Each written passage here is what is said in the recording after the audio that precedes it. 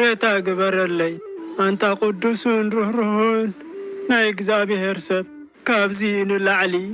ሽግርካን ስቃይካን መከራኻን ክርኢ ኣይክእልኒ ጽቡቕ ኣለኹ ዝኣመን ኩሉ ዕላማ ፈጺመ እየ ኣኽሊል ሰማዕትነት ንምዕታር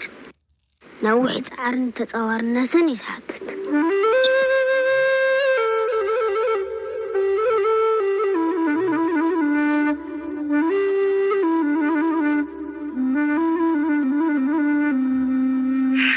سيفنا عيتون سيفتخ تقرص اللوا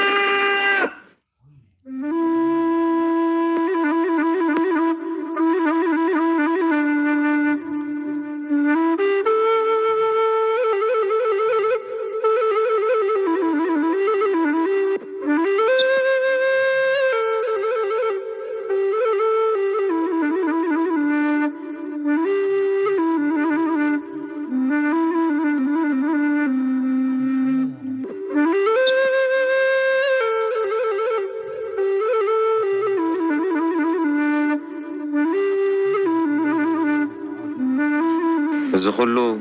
تطعم زخونة تاريخ ناي سماعة قدس أبا نبي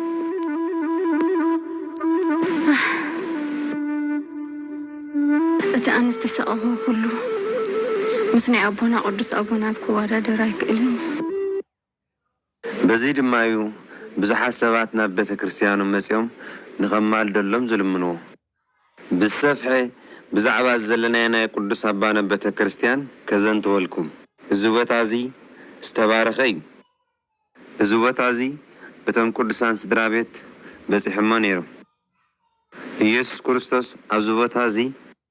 أمنيت سماند اتباها البوتا نغرق وان تقميتو نيري بتخلو آب سماند تفزمت أمرات مستسمعي كل نسدرابيتات نابتوتا كرامو نيس كريستوس مساديو نخبارخم نجزوهم عدمو عديو كدس دنجل ماريام دما أمس جنتهم يس كريستوس ناب دنجل ماريام تأمتهمو بسمين بسمكن أبزبوت عزي بيت كريستيان كنزي بلا زاوت عزي أدما استبارخت كتكونيا سمين سمكن دما نزل عالم أبان دا تصوعك نبري بلا إزجان إزي كاب كوحة تساري بستسرحي كدس دنجل ماريام أبزبوت عزي أبزنا برت اللي حارج تقوم تعلو نيرا نحنا هنا بنصلي اللي ما يوينا نقمت التنقمت اللي بوتا دما أبتا دنجل ماريام تقوم تعلو زنبرت بوتاي እግዚአብሔር ድማ ሽድሽተ ግዜ ዝኣክል ነታ ገኒ ከም ትነቅጽ ይገብር ነበረ እሞ ነቶም በጻሕቲ ድማ ብዘይ ማይ ትጸንሖም ብድሕሪ እዚ በረኸት ናይ ኣባኖብ ተቐቢሎም ምስ መጽእ ግና እታ ገኒ መሊኣ ትጸንሖም ነበረት ኣስማት ናይቶም ሰባት ድማ ሒዝናያ ኣለና ብዙሕ ግዜ እቲ ማይ ምስ ዘይትተሓወሰ እዩ ዝመስል ናይ መወዳእታ እዚ ተኣምር እዚ ዝተረኣየሉ ግዜ ድሕሪ 7 ሰነ ዓመታዊ በዓል ምውራድ መንፈስ ቅዱስ ጰራቅሊጦስ እዩ ነይሩ ድሕሪ ጉባኤ ትቅዱስ ማይ ናብ ዘይት ተቐየሮሞ እቲ እኩብ እዚ ድማ ነዚ ተኣምር እዚ ርዩን ተባሪኹን ከደ እዚ ናይ ቅዱስ ኣባኖብ ክፍሊ እዩ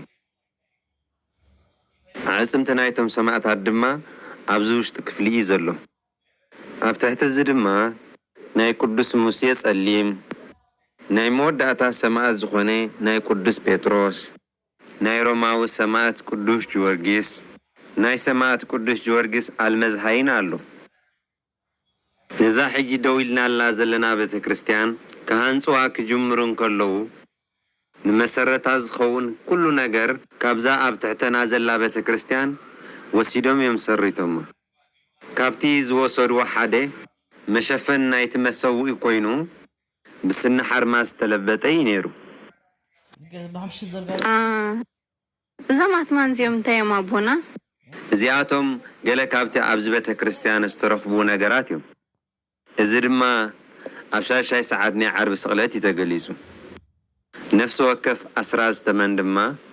ናብ ውሽጢ ክሳዱ ዝበጽሕ ከክልተ መንገብገብ ኣለዎ ንሳቶም ነቲ መንገብገቦም ክዝርግሕዎም ከለዉ ልክዕ ቅርጽ መስቀል እዩ ዝመስል መጀመርታ ተመን 4 እግሪ ነበሮሞ ሽዑ እግዚአብሔር بخبدها خيد